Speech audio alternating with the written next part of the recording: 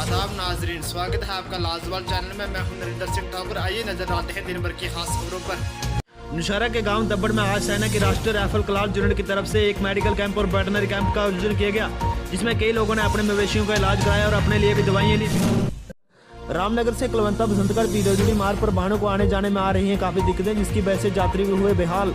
बता दें कि इस मार्ग पर कीचड़ तथा खड्डे होने की वजह से गाड़ियों के पहिए भी सड़क को छू रहे हैं। इसी मामले को लेकर जब लाजवाल के संवाददाता की बात पीडब्ल्यूडी के एक्सीडेंट से हुई तो उनका कहना था कि जल्द ही जेसीबी लगाकर समस्या को सुलझा लिया जाएगा।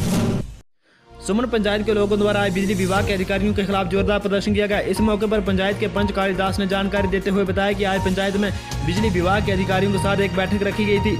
बैठक में पंचायत गांव के सभी लोग मौजूद थे, परंतु बिजली विभाग का कोई भी कर्मचारी बैठक में नहीं आया, जिसके चलते बैठक में भाग लेने वाले लोगों में आक्रोश पैदा हो गया।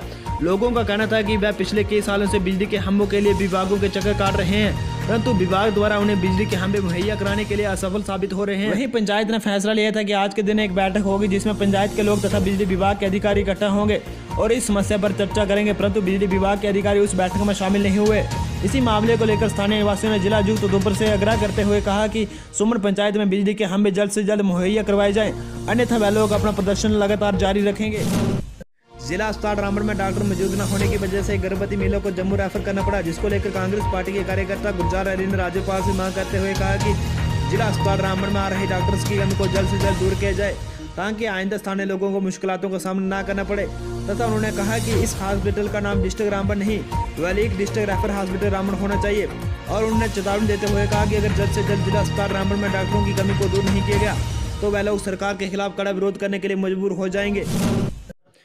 खराब मौसम के चलते पहाड़ी क्षेत्रों में ताजा बर्फबारी और मैदानी क्षेत्रों में बारिश जोरों शोरों से जारी।